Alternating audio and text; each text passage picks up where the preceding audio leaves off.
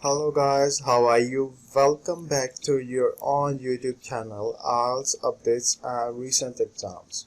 For more updates related to our recent IELTS exam writing task topics, listening, reading, practice test on daily basis. Subscribe for more videos for everyday listening practice test. Join today to achieve your dream score. Please hit the like and subscribe button, press the bell icon for the upcoming notifications.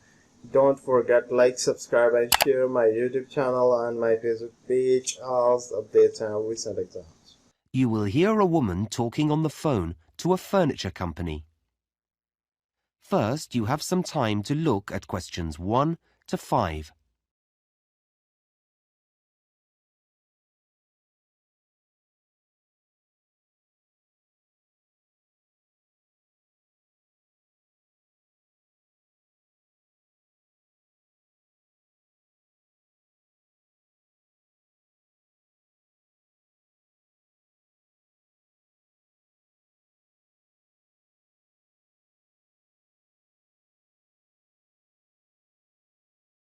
Listen carefully and answer questions 1 to 5.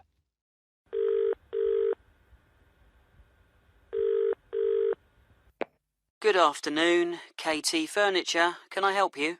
Oh, hello. Yes. I'm setting up a new office and I don't have internet access yet, but I'd like to place an order for some furniture. That's fine. You can do it over the phone and I can fill in the form for you this end. Oh, great. Thanks. I just need to take a few customer details first, if that's okay. Yes, fine. What name is it? My name? Yes. Oh, it's Sue Brown. Sue Brown. Thanks. And what's the name of your company, Miss Brown? It's a clothing company. It's called Dress Your Best. Okay, I'll just note that down. Dress for best. No, Your Best. Oh, right. Got it. So you make smart clothes? Yes, formal dress for weddings and special occasions. We also repair and alter clothes. I see. And where are you located? What's your postal address? Right. Well, we're on Kirby Trading Estate.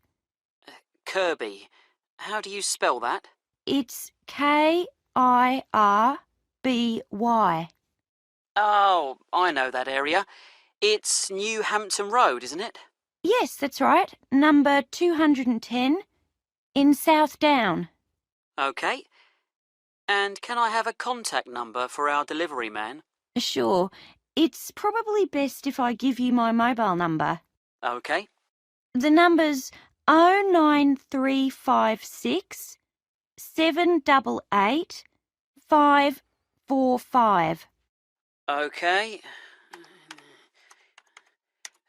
778. No, 788 545. Ah. Okay, that's great. Now, just a couple more questions before I take your order. Fine. We have 2 delivery dates this month, and you should be able to have either. When are they?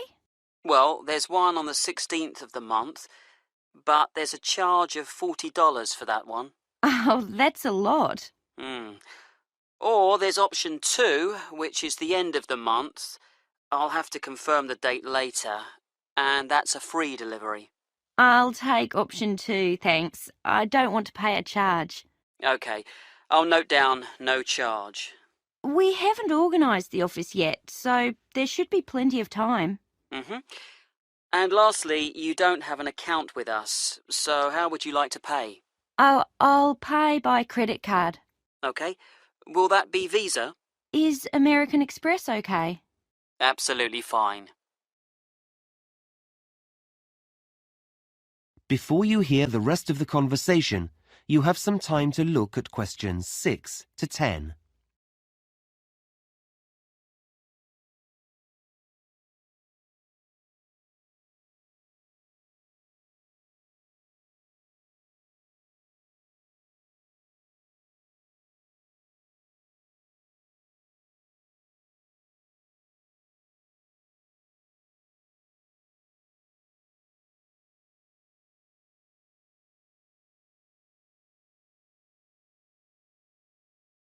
Now listen and answer questions 6 to 10. So, what would you like to order? Well, I've been looking in your catalogue and you have some office chairs that look very comfortable for our type of work.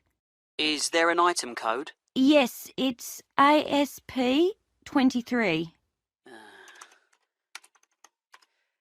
OK, those chairs come in pink, white and black. Yes, the pink looks nice, but I think the darker colour's better for us. You can see light materials on it more easily. That's true. We'll have 5 of those, I think. OK, I've got that. Anything else? Do you have any striped mats? I'm sorry, not at the moment. They're out of stock. We should have some in next month. Never mind. I'd also like 2 of your glass desks. Oh, they're lovely, aren't they? Yes. You seem to have 2 sizes? Basically, large or small. I think the code for the small ones is... I think we'll have the large ones. The code here is TG586. OK. So, that's 2 glass desks. Any lamps for those? No, we have to get special lamps for our work. Oh, I see. Do you have another supplier for those? Yes. We do need some furniture for our customers, though. OK, for a waiting area or something? Well, we have to discuss the work with them, so we need a nice sofa. Something soft and... I thought leather. Ah, yes, a good choice. There's a 3-seater here, DFD 44. That seems to be in red, cream or chocolate brown. Yes, it does come in yellow as well. Yellow? I'd thought of red, but that sounds lively. Yes, I'll have that colour. I think brown's a bit too dull and cream shows the dirt too much. Yeah, you're right. Anything else? A coffee table, perhaps? Yes, I think so. Maybe TX22, the silver one? A very good choice. Well, that's it, I think. OK, I'll just add that up for you and then take your credit card details. That is the end of part 1. You now have half a minute to check your answers.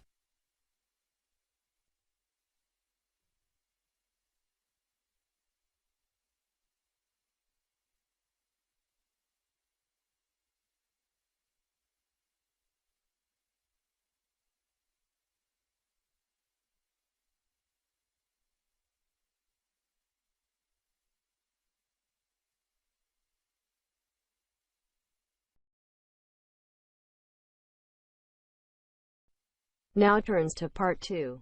Part 2. You will hear someone talking on the radio about a running event. First, you have some time to look at questions 11 to 17.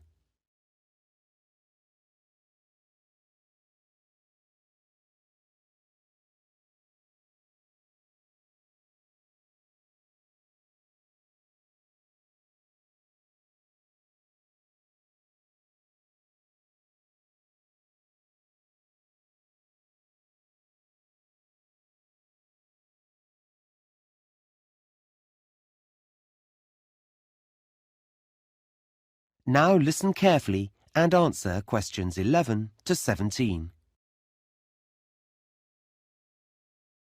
Now, we're grateful to Fred McKinnon for coming into the studio today to give everyone a few tips about the city marathon that's taking place next Saturday. Thanks, Shweta. Yes, we're all very excited about the big event. Let me just remind listeners that a marathon is a 26-mile or 42-kilometre race, and this year we have 12,000 runners taking part.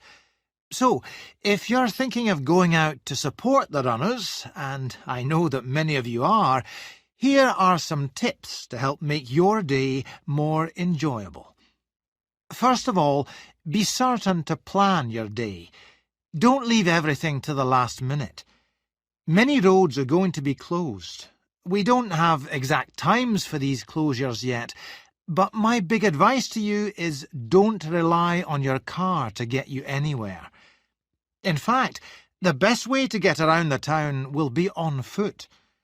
You may choose to cycle, but you still won't be able to go on roads near the runner's route. Now, we did a broadcast last week in which we told all our runners to wear the right kind of shoes, and I'm going to tell you to put on sensible clothes. A lot of visitors will be coming to the city. You may be hunting for someone in the race that you want to support. The weather may be hot or it may be wet, which leads me on to another thing. Make sure you look at the forecast on Friday night. If it's going to rain, take an umbrella. And if it's going to be hot, take some drinks. However, please don't try to pass these to the runners. We already have hundreds of volunteers who'll be standing on the roadside, so let them give out the drinks. When you get into the town, find yourself a spot to stand in. You may well want to walk up and down the route, but please don't cross the road. There could be thousands of people running towards you, some very tired and not able to focus clearly. We don't want any accidents, and runners don't want obstacles like you in their path. What they do need is your support, particularly when their energies are low, so cheer them on, and for once, don't worry about noise. The louder, the better. Lastly, if you have friends or relatives who are taking part in the run, please don't say that you'll see them at the finish line.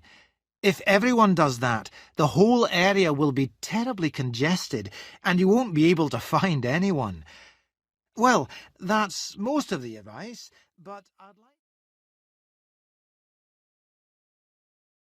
Before you hear the rest of the talk, you have some time to look at questions 18 to 20.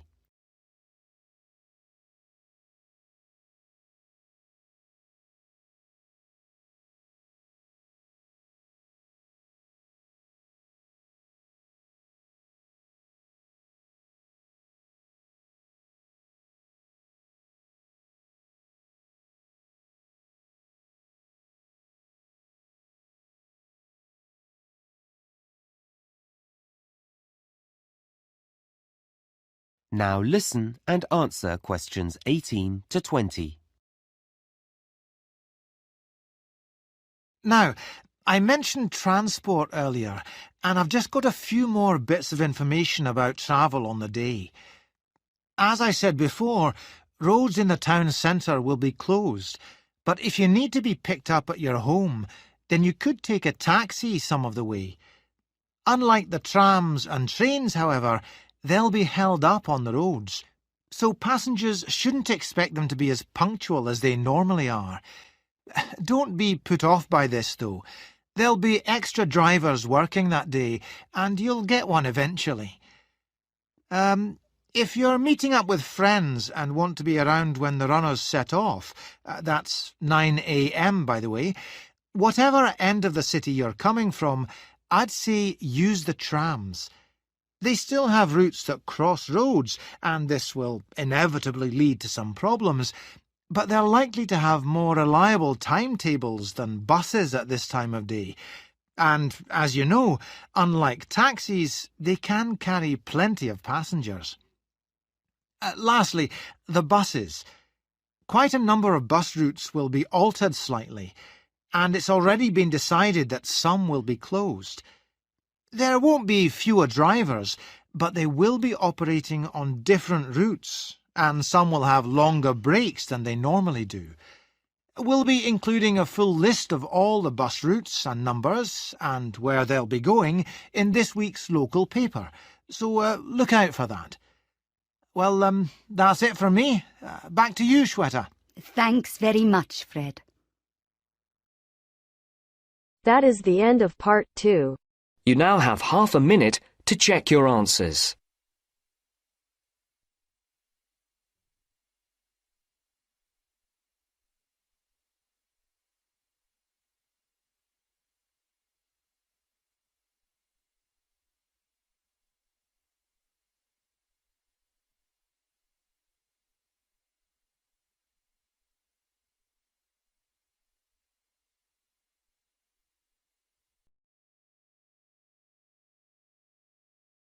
Now turns to part 3. Part 3.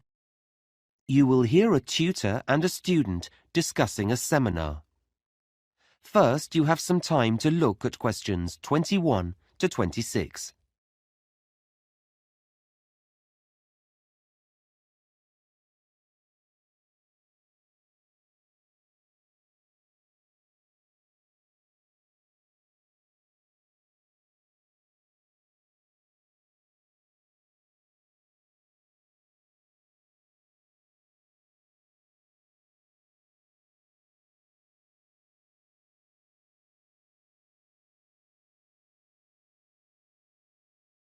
Now listen carefully and answer questions 21 to 26.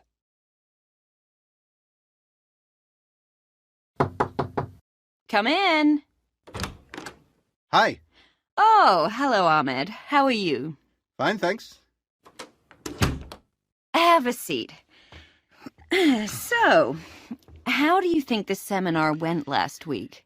Oh, well, I enjoyed it, yes, though I'm not sure I really followed parts of the discussion that took place. You know, about the theory and all that. Well, we can talk about that later. But were you comfortable in a group? Oh, it's better, I think, than working on your own, though you're comparing yourself all the time with the other students there. Okay. Well, let's talk about how you did and look at some strategies to help you in the future. That would be great.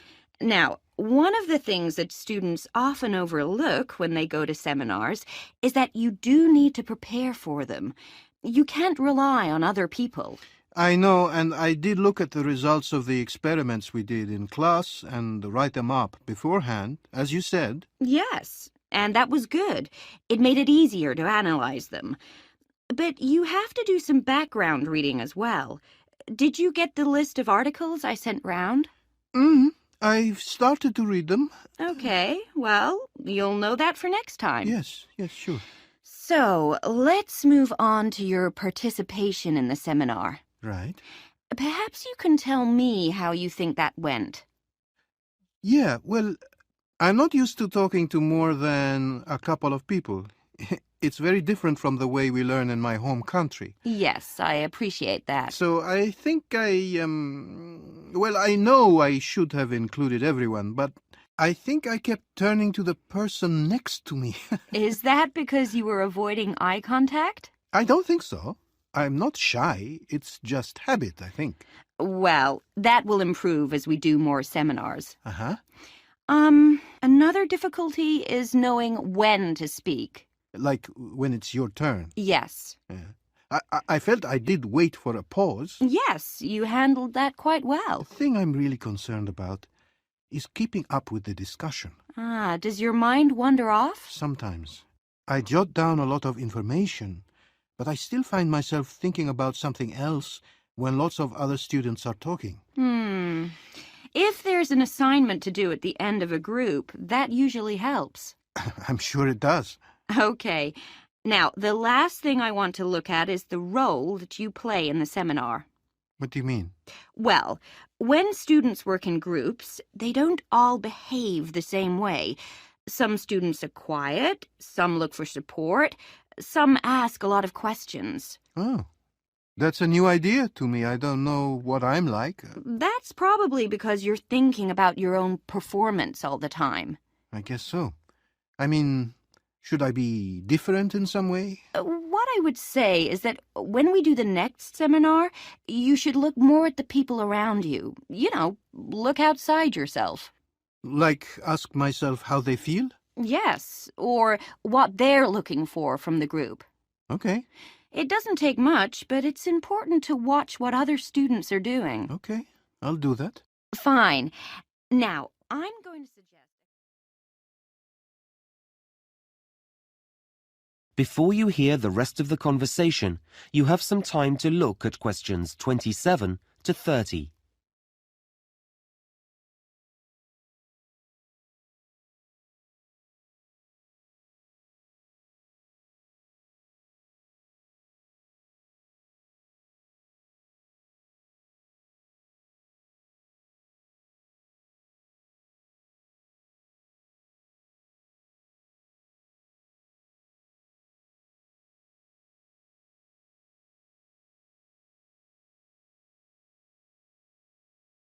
Now listen and answer questions 27 to 30.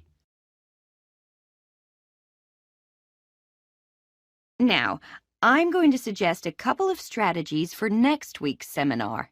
Okay, that's great. I need to participate more. Well, it's not a question of saying more, but we need everyone to feel comfortable about giving their views. Then the discussion is better. Yes. So, you're a confident person. Should I make sure I'm near someone who's quiet? You can do, but it's more about how well you pay attention to other students. Okay, so I need to be attentive. Yes, and then encourage someone else to say more by saying, "What did you mean when you said," or "What do you think about the idea that..." That way I'm talking. Yes, but you'll find that other people will talk too. You'll all start to get really involved. Right. They're good suggestions. The other thing that can really help is the way you take notes. Yeah, I know I write down everything, but I should be stricter with myself. Well, you actually need to think a few days ahead. Really? Yes. What's the topic, and what's the best way of making notes? I see. So I have a strategy when I walk in the room. Exactly. Then when you read through them later, they'll make sense, and you won't have to write them out again. I always have to do that. The other thing I would say is that you should include a small column in your notes where you can jot down things you want to go back to before the seminar ends. Like a reminder. Yes. Notes aren't just for later. You can use them as a prompt when there's a pause in the discussion. That's been really helpful. Okay. See you in class tomorrow. Thanks. That is the end of part 3. You now have half a minute to check your answers.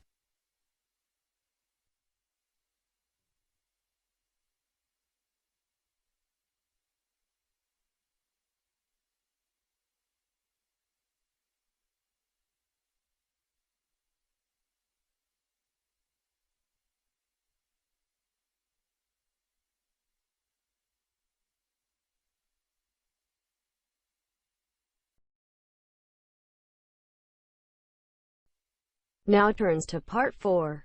Part 4. You will hear a lecture on desert plants. First, you have some time to look at questions 31 to 40.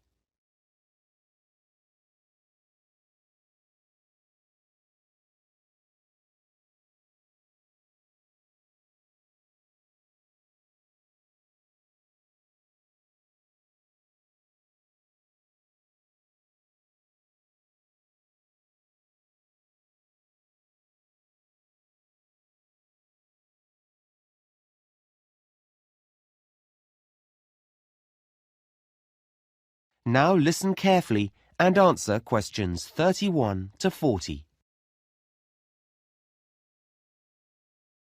In today's lecture, I'm going to continue our work on plants and talk about plants that live in the desert. Now, just a bit of background information first. As you know, about a third of the world is covered in desert, and the sort of area they're found in is important. Deserts are usually created because the area of land where they lie is located in something that's called a rain shadow. Now, this is a region that's beneath a mountain range, and what happens is that the wind blows over the mountains towards the area, but as it does so, the air loses its moisture and becomes very dry. Because of this downwind location, rainfall often totals just a few inches a year, or in some regions, there's absolutely none. And you can imagine the effect of this. It means that whatever rain does fall evaporates quickly from the ground, and that makes the soil salty, and also leaves behind a whole range of other minerals as well. Now, despite this, deserts are home to many living things. In fact, they're second only to tropical rainforests in the variety of plant and animal species that live there. So, how do plants grow in a place that's so dry? Well, they're specially adapted to do this. In fact, many of the fascinating features of desert plants are adaptations. These are traits that help the plant survive in its harsh environment. And desert plants have two main adaptations. The first is that they have an ability to collect water and to store it. Some have large root systems and amazing internal water storage systems. The second adaptation is that they have features that can actually reduce water loss, and these are often very special leaf designs or additions to the plant structure. Before you hear the rest of the conversation, you have some time to look at questions.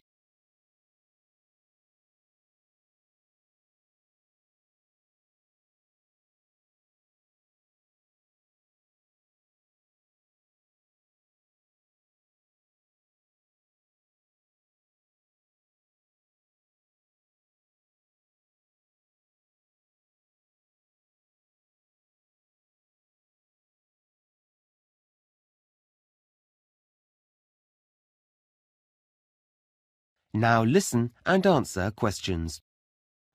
So, let's have a look at some examples. Desert plants often look very different from any other plants. Okay, this first one is the saguaro cactus, which grows in North America. It looks a bit like an open hand with long fingers. This plant has a large network of roots that extend far, far away from its trunk, and these roots collect water after rain.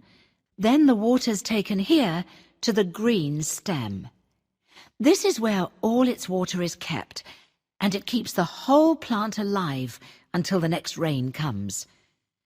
It's a pretty, woody plant. In fact, its skeleton is actually used in building materials, so it's quite strong. This next plant is called the barrel cactus, named because it does look rather like a barrel. It can grow up to 1 meter in height, which is pretty big, and it has long yellow spines. Now, this plant has an interesting adaptation because its shape allows it to expand when it rains, hence the barrel, and store water in its spongy tissue. But then it shrinks in size during dry times as it uses the stored water, so that's a clever design. This third cactus, often just one plant reaching upwards, has these white hairs all over its surface. It's called the old man cactus because of the white hairs, and these help the plant reflect the hot desert sun. So this adaptation is a water conservation aid, if you like.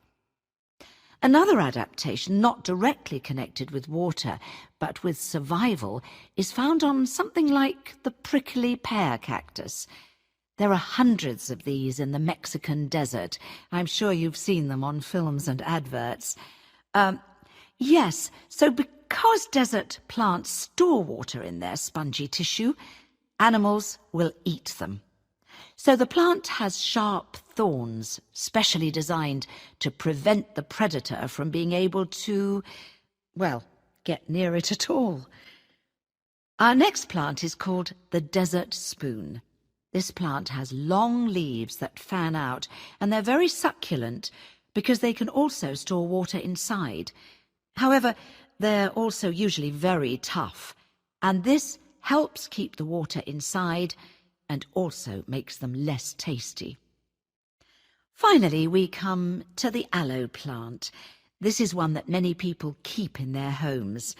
It's an attractive plant which has leaves that look and feel rather waxy. This surface behaves in a similar way to a plastic wrapper and helps the plant to hold the water in. It's a wonder plant, this one. Its juice has been used as a medicine for centuries, and even today you can find it in products on the pharmacist's shelves or in creams and lotions.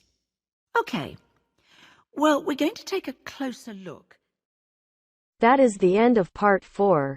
You now have half a minute to check your answers.